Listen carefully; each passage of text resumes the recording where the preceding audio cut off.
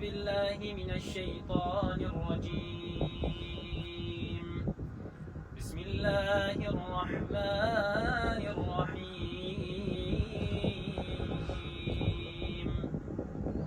إن هذا القرآن يهدي للتي هي أقوم ويبشر المؤمنين الذين يعملون الصالحات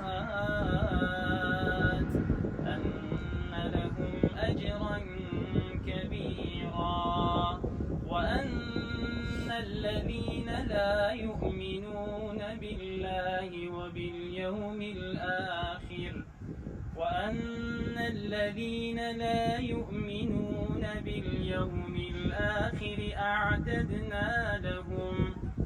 أعتدنا لهم عذابا أليما. ويدعو الإنسان بالشر دعاءه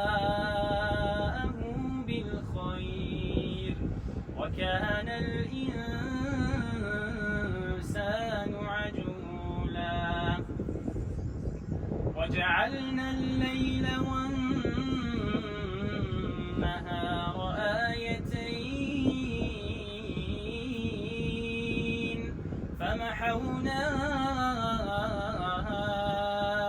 آية الليل وجعلنا آية النهار مبصرة لتبتغوا فضلا من ربكم ولتعلموا عدد السنين والحساب، وكل شيء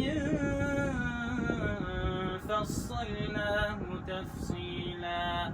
وكل إنسان ألزمناه طائره في عنقه ونخرج له يوم القيامة كتابا يلقاه منشورا. اقرأ كتابك كفى بنفسك اليوم عليك حسيبا.